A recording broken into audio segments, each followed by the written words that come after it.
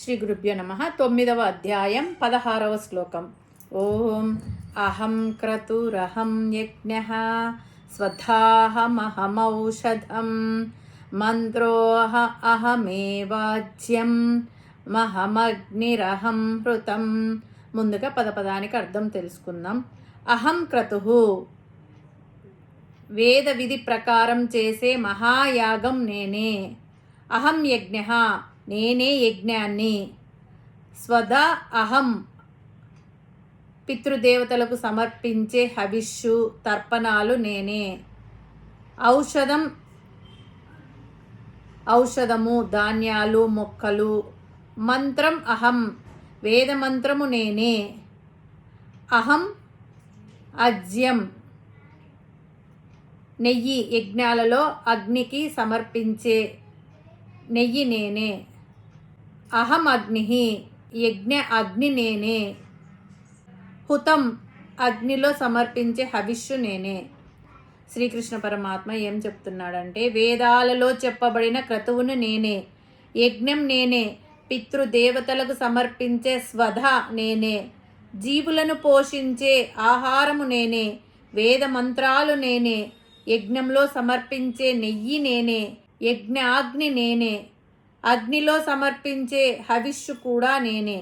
అంటే యజ్ఞంలో కనిపించే ప్రతి అంశంలోనూ పరమాత్మనే ఉన్నాడు.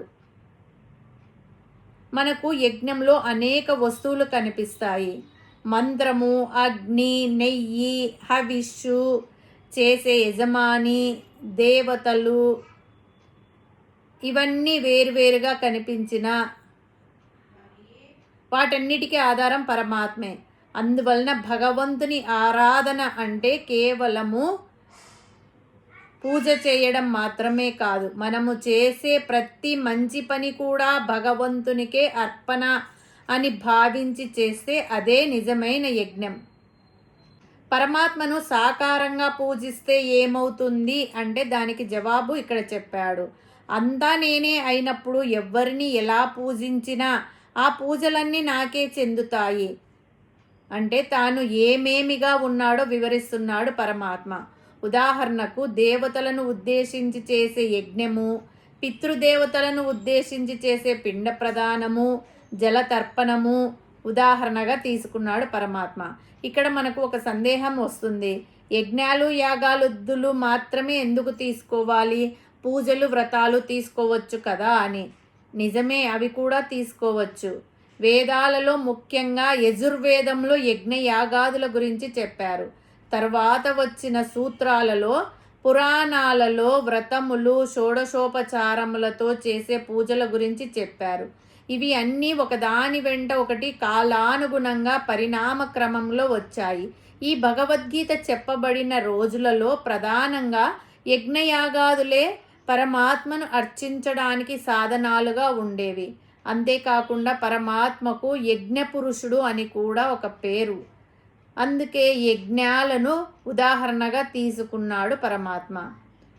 ఓ అర్జున, మీరు చేసే యజ్ఞాలు యాగాలు క్రతువులు నేనే, జ్వలింపజేసే అగ్ని నేనే, హోమం చేయడం కూడా నేనే, ఆ హోమం చేసేటప్పుడు చదివే వేదమంత్రములు నేనే, మనము తినే అన్నము నోటి గుండా తిన్నా ఆ అన్నము జఠరాగ్ని ద్వారా జీర్ణమయ్యి శక్తిగా మారి ఏ అవయవానికి ఎంత శక్తిని ఇవ్వాలో ఆ శక్తిని అన్ని అవయవాలకు పంచి పెడుతుంది.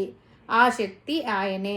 అలాగే మనం హోమములో వేసే సమిదలు, ఆహుతులు, నెయ్యి మొదలగు హవ్యములను అగ్నిదేవుడు మనము ఏ మంత్రములను చదివి హోమం చేస్తున్నామో ఆయా మంత్రములకు అధిష్టాన దేవతలకు అందచేస్తాడు.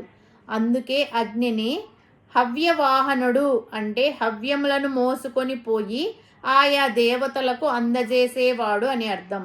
హోమంలో వేసే సమిదలను, హవ్య కవ్యములను హుతం చేసే శక్తి కూడా నేనే.